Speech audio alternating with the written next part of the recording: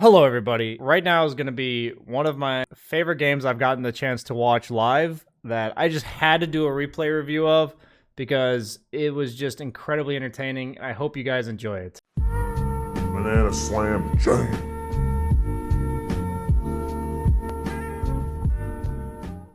So let's go ahead and start the game off by skipping the first 12 minutes. Now, you may be asking me, BSJ, why are you choosing to skip the first 12 minutes? And the answer is quite simple. Zai, who is our Spirit Breaker and our featured player here, is a mid Spirit Breaker against Bryle's mid Lina. And the current net worth is Lina 6,500, Spirit Breaker 2,400 at 11:30 into the game. This is currently a 4K net worth deficit between the two mid laners. That's quite big. So what I've learned from Zai is that when he's losing or when he's himself is feeding a lot, that he will play incredibly dangerously in the side lanes, going for farm in an attempt to sacrifice his life to force people to react to him and occasionally go to fights just like this one. So in this case, he sees a hero top, tries to go to a fight bottom, and in standard Zai fashion, he's going to quickly feed. Or at least bait his team into feeding, and then feed himself. So he's also starting his investment fund. He's got 4 TPs already, and every time he dies, he's going to rack up another one. So we can go ahead and get a TP counter going, I think, for this game, as he's at 4, and he's a Spear Breaker, so he gets to charge out of base. But my biggest emphasis is he values his life very lowly, based on his net worth. If you are really farmed in the game, you should be very careful about how risky you play in the game. You should be aggressive, but not too risky. But when I see Zai, he basically turns his brain off in regards to worrying about actually fearing death. It's not that he stops thinking, but he stops fearing death. And that's what I love about the way he plays, because he enables his team so much. So even though they're losing out in kills, I'll just tell you that this is what it takes to win these types of games. If you just choose to play normally and, like, you know, play safe, you're just going to lose. So he doesn't go for defensive items. And this guy's ranked 60 EU, one of the best offlaners in the world. And in this case, he's playing mid. 0-7. About as bad as it gets. We're going to see him die again. TP count is up to 6 now. I forgot to count the 5-1. Let's keep fast forwarding. This game looks like BSJ. Why the fuck are you watching it? Seems like a complete waste of our time. Let's just see what ends up happening. So what I see in this situation is that the opponent's actually fighting around their tier 2, and they have a hero like Undying that allows them to fight. And he seems kind of just willing to cast his spells in an attempt to force a reaction. So the Lina actually overextends, gets caught. The enemy team, despite a 14k net worth lead, gets overconfident and fights into a tombstone. So he uses his body as a meat shield. He plays to the strengths of his hero. He plays side lanes, he creates chaos, and then he just goes in. That's what his hero does. So in this case, Spirit Breaker. He plays to the strength of his hero and doesn't care about his own life. And he doesn't go defense items. He's actually going to go for an E-Blade. Now, I was behind him live when he was playing this game, and afterwards I asked him about E-Blade. Why did he go E-Blade? And he says, usually I would buy more survivability items like Ags or BKB or Shadow Blade first, but this game was absolute dog shit, and I had to do enough damage to actually do something in the game. So his idea is, if you build to survive, the enemy's just going to out-farm you, so instead, you play risky, have no fear of death, and if you manage to catch them overextending, you kill them. So we're now racking up the 8 TP scrolls. Oops. Taking another fight. Back and forth, fight. Gonna go ahead and charge to the side lanes. A dominating performance. Game still looks pretty impossible. Feeds solo to the CK. What the funny thing about this death is that CK killing him solo is actually fine, because if you look at the map, the enemy team, if they don't have a CK, is actually kind of weak. Now, this seems pretty 5-head or whatever, but I've noticed Zai does this a shit ton, that he willingly shows himself on lanes, and this actually baits the enemy team to do weird things. And this is because if he shows himself here and he knows that if the CK is not here, his team can actually kill the opponent.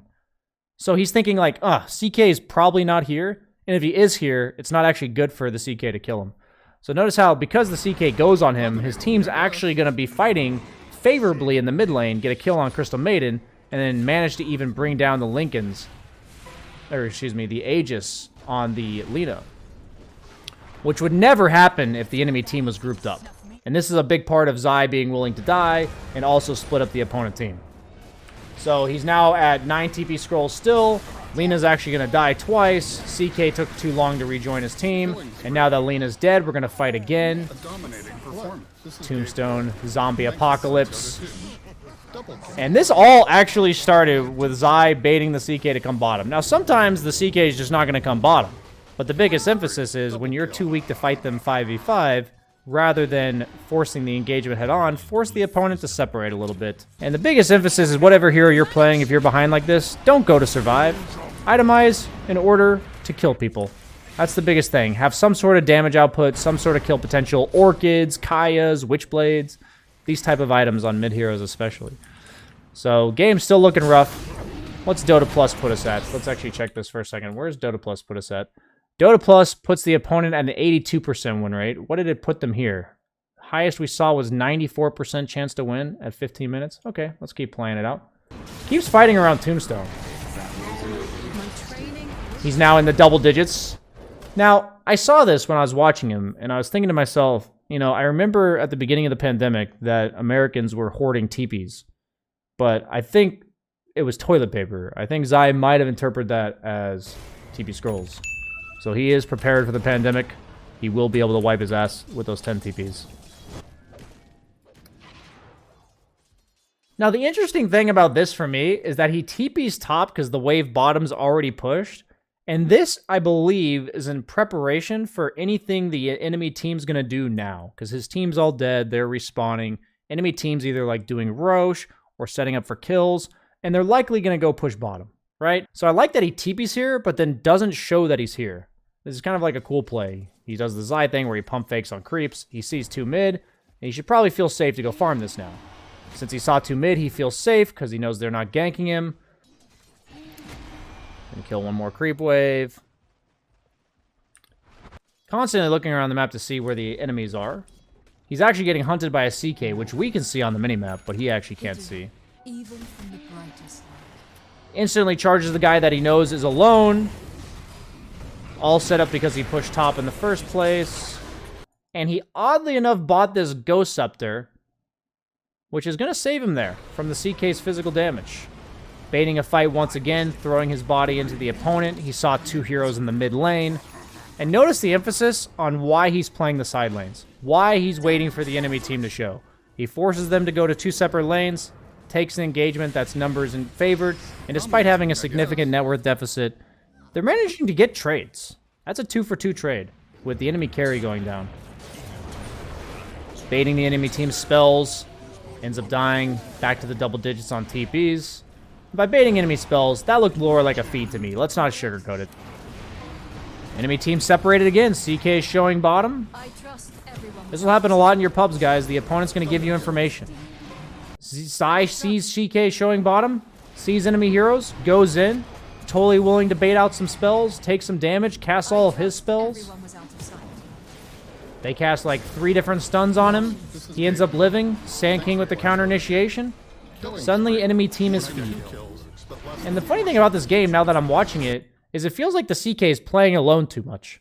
And I think something people will do when they're really far ahead is they will, in solo queue especially, get in this habit of playing their own game too often. So every time somebody on Radiant's showing by themselves, he goes on the other people, or he goes on the guys showing by themselves. So they're going to win another fight. Suddenly a 5-man wipe on top of their own hill, which, when I'm watching this game, I don't even know how this is happening. I would like to give him credit for the most stylish last hit on a range creep in history, with the Fey Grenade finishing it off. If you split push like this, the opponent will feel inclined to try to kill you. I promise you guys, they will feel inclined. And if they don't kill you, you're going to get incredibly farmed. So we're actually going to slow-mo this fight, because this one's insane to me. As he uses Arcane Rune plus Bulldoze, constantly charging away, searching for the Monkey King in the trees. So I thought that was a pretty cool charge. E-blades himself when CK goes on him again. Bulldoze 100% uptime because of the Arcane Rune. CK spinning the entire fight, hitting him. Literally spamming Bulldoze. Impossible to lock him down because the opponent doesn't have a Yule Scepter. And somehow they're going to win another fight.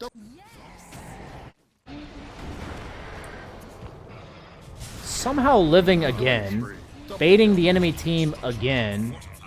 CK is going to chase him again. He is finally going to die, but now the enemy carry CK will also die. If I'm playing this game from the opponent's perspective, how annoying it must be to not be able to kill this Spirit Breaker. Now, I don't believe this game's purely on Zai playing perfectly or whatever when they're losing.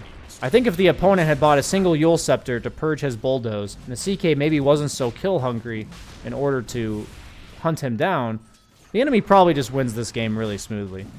But what I love about the way Zai plays, and something I think every offlaner, every mid laner can learn to embrace in any game that's really hard for you, is just be a nuisance in the side lanes. Just push creeps.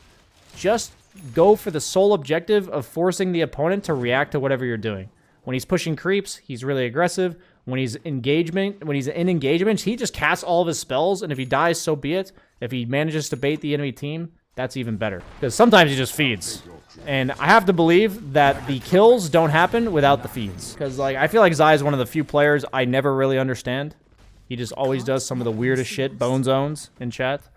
But this game was incredibly entertaining to watch. As here we go again. They actually have the net worth advantage now. They're unstoppable. His Tiny's actually able to man-fight the CK at this point.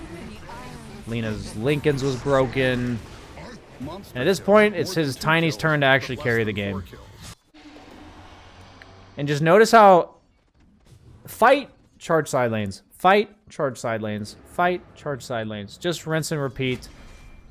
As this game has been an absolute shit show. CK goes on him. He ghosts up. He blades himself. Barely lives again. I feel like in a lot of my games where I'm losing, I try to go items that keep me alive. But he's actually just going balls to the wall, damage, and teamfight impact. Really nice dust to prevent the CK from chasing him. This CK must be incredibly pissed at this point. I think that's maybe the 4th time that Zai has lived with less than 100 HP in this game. And I'm really upset that he lived all these times, because now he only has 8 TP scrolls. He's no longer in the double digits of TP scrolls. Spoiler alert, the CK's me. Not really. Dude, the E-Blade usages are insane. Barely lives through the Laguna Blade and then E-Blades himself right after to survive the right clicks. Well, I think at this point you guys get the writings on the wall. 15k net worth lead for Zai's team. 94% favored for Radiant at 15 minutes. I think myself included, a lot of us like to play a standard Dota game. And when the game gets really hard, we either try to play the standard Dota game or we just give up. That's what I feel like a lot of Dota players do. And I feel like this video, or like this replay, the reason why I enjoyed it so much and the reason why I hope you guys enjoy it but also learn a bit from it is that when the game's really hard, just do weird shit. And maybe the opponent is going to mess up. Maybe they're going to overextend. Maybe you'll outplay them like this. You're probably not as good as Zai, but hey, still gives you chances to do this. Go for kill threat with your items, and if they do manage to overextend, punish them for it. The biggest part about this is constantly playing side lanes, because that forces the opponent to chase you around the map. Mid lane's not as good for this because the distance to travel to chase you is not as far. So notice how he constantly did that. Whenever they separated, he took fights. And honestly, he made it look easy. But the biggest part about this game is this is the most impactful 0-14 mid laner I have ever seen. Inevitably, he does win with a final score of 0-14 and 32 from the mid lane. If that's not carrying Zai style, I don't know what is. Hope you guys enjoyed this game. I found it really fun. Like, comment, subscribe. See you guys later.